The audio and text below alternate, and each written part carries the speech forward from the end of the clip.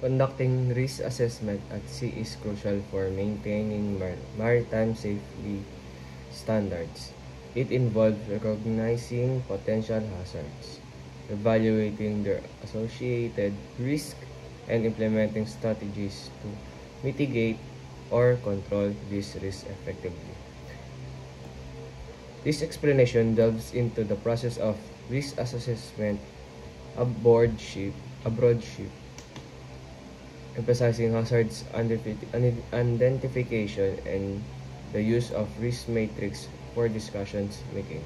Recognizing hazards aboard a vessel demands a thorough understanding of its operations, environment, equipment, and human elements.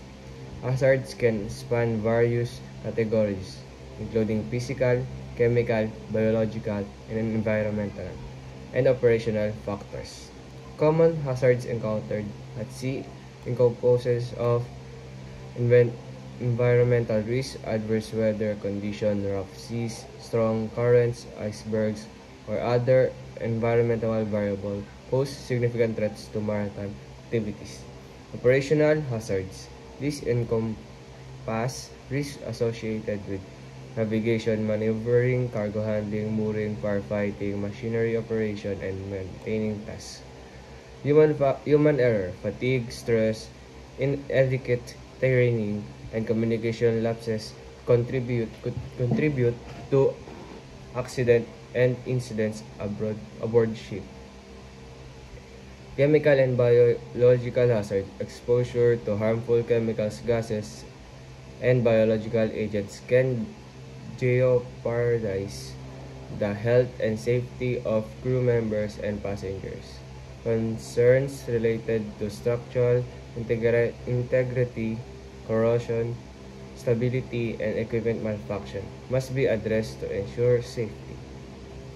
Once hazard or identified, the substance step is to assess the following associated risks. The typical involves the risk identification, risk analysis, risk evaluation, risk treatment. Employing risk matrix. A risk matrix serves as a practical tool for visual representation and prioritizing risks based on their likelihood and severity. It typically comprises a grid with likelihood and consequence axes, categorizing risk levels into different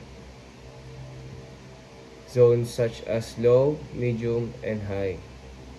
Employing a risk matrix enables risk prioritization, risk communication, informed discussion making, continuous monitoring and review.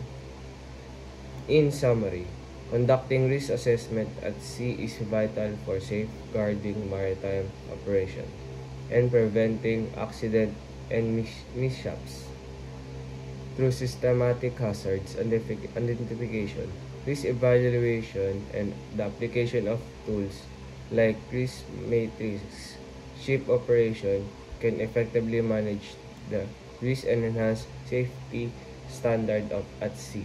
However, it is imperative to recognize that risk assessment is an ongoing endeavor, necessitating continually monitoring, reassessment, and enhancement to address evolving challenges and regulatory demands.